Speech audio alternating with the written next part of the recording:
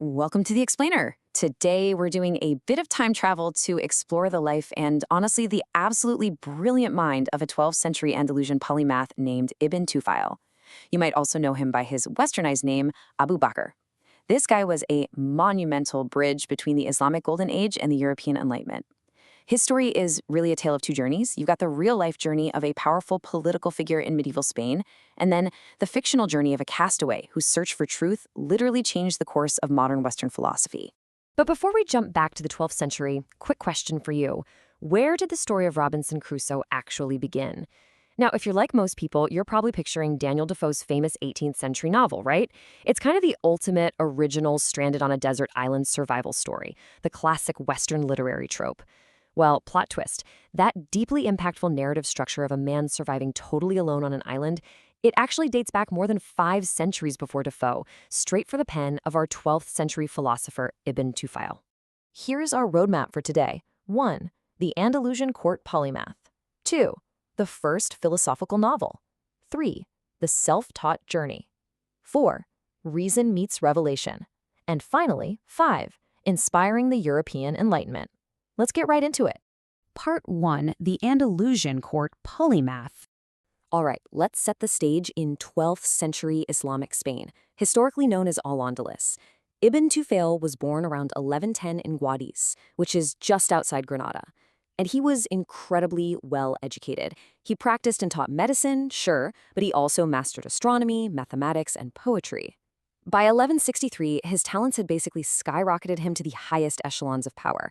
He became the vizier and the chief personal physician to the Almohad Caliph Abu Yaqub Yusuf.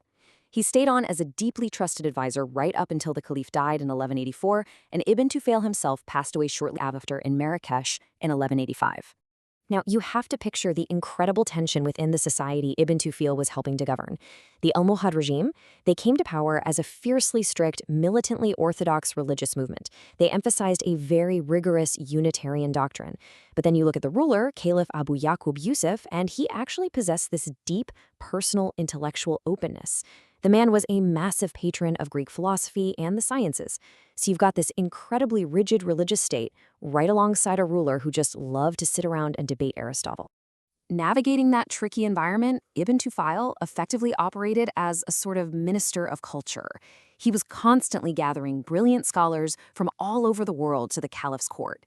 His most famous introduction happened in 1169 when he brought in the young philosopher Ibn Rushd, better known to the West as Averroes. There's this amazing historical anecdote about this. Averroes is brought before the Caliph, and the Caliph asks him this highly controversial philosophical question: are the heavens eternal or created?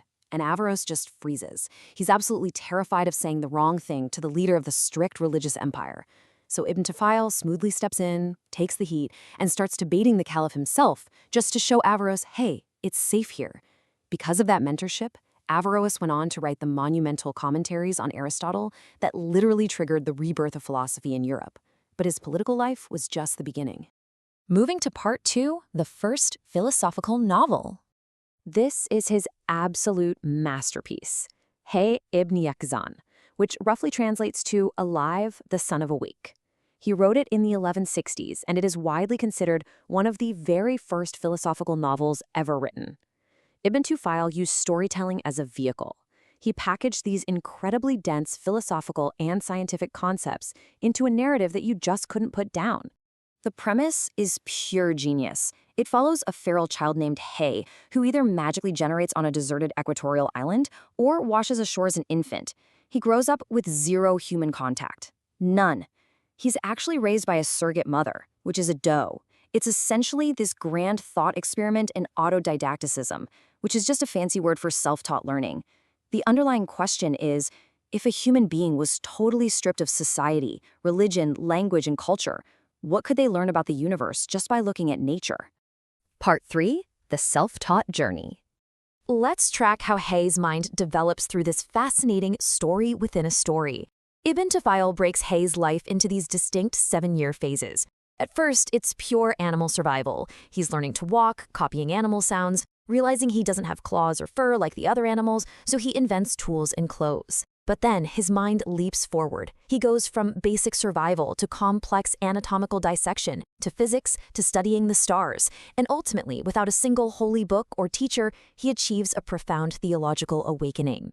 The emotional catalyst for all of this? It's actually a real heartbreaker. When Hayy is still a boy, his surrogate doe mother dies. He calls out to her, but she doesn't respond. And driven by this intense grief and a desperate need to figure out what exactly broke inside of her, Hayy performs an autopsy. He dissects the doe and finds this empty chamber in her heart. From this, he deduces that some animating spark, a vital spirit, must have lived in that chamber and then departed. That incredibly sad moment is the true birth of his scientific inquiry. It's when he realizes the unseen spirit matters more than the physical body. So how does Hayy build on that? Well, by his late 20s, he's closely studying the stars and the cosmos, and he applies strict logic to it. He notices that everything he sees around him changes and eventually decays, meaning every action has to have a cause. Therefore, the entire universe itself must have an uncaused, eternal creator. Just by observing the perfection and balance of nature, Hayy independently deduces the existence of a single, divine, benevolent creator. He even starts practicing ascetic meditation to feel closer to that truth. But what happens when his perfectly isolated bubble finally pops? Part 4. Reason meets revelation. Fast forward. Hayy is 50 years old, and one day a man named Asal washes up on his island. Now, Asal is a devout ascetic from a nearby inhabited island, and he represents everything Hayy missed: formal religion, scripture, tradition. So suddenly we have this vivid juxtaposition. You have Hayy, who found truth entirely through pure reason and observation, face to face with Asal, whose truth comes entirely from tradition and divine revelation. It's an amazing encounter. Asal teaches Hayy how to speak. And as Hayy starts explaining his worldview, the eternal creator, the vital spirit, how the cosmos works, Asal is absolutely floored. He realizes that all the religious traditions, the angels, the scriptures he's studied his entire life, they are just symbolic representations of the exact same realities Hayy discovered through pure science. This is Ibn Tufayl's bold, radical thesis. Strict scientific inquiry and true religious faith are not enemies, not at all. They're just two compatible paths leading to the exact same truth. So, full of hope, Hayy travels with Asal to the neighboring island, which is ruled by King Solomon. Hayy wants to teach the masses these pure, complex, rational truths. But it completely backfires. The masses are just confused and honestly kind of angry about his deep philosophical concepts. They prefer the straightforward, literal rules of their religion. And this gives Hayy a massive realization. Humans are incredibly diverse. Most people actually need the structure of literal religion and symbolic parables to live good, stable lives. He realizes that forcing his advanced views on them is only causing harm. So he advocates for tolerance, apologizes to the king, tells him to stick to his traditions, and then he and Asal peacefully sail back to their isolated island. For a book written in the 1100s, that is a staggeringly modern conclusion. Finally, Part 5, Inspiring the European Enlightenment. Let's zoom out from the fictional island and look at the massive, real-world tectonic shift this book caused globally. Centuries later, Ibn Tufayl's ideas map directly onto the scientific revolution. I mean, you've probably heard of tabula rasa, right? The famous Enlightenment concept championed by John Locke, arguing the human mind is a blank slate at birth, learning only through experience. Well, Hayy growing up alone on an island is literally the original proof of concept for the tabula rasa. Ibn Tufayl was laying the groundwork for empiricism half a millennium before the Enlightenment even kicked off. When this novel was finally translated into Latin and English in the 17th and 18th centuries, it was a total blockbuster. It heavily impacted the absolute giants of European literature and philosophy. Just look at this cascade of influence. Daniel Defoe clearly used the island survival narrative as a blueprint for Robinson Crusoe. John Locke drew on it to formulate his theories of empiricism. The early Quakers were super inspired by Hayy. They saw his journey as proof of their belief that every single human possesses a divine inward light, no matter their background. And even thinkers like Baruch Spinoza drew upon it to harmonize rationalism with human dignity. If there's a key catalyst year to remember here, it's 1708.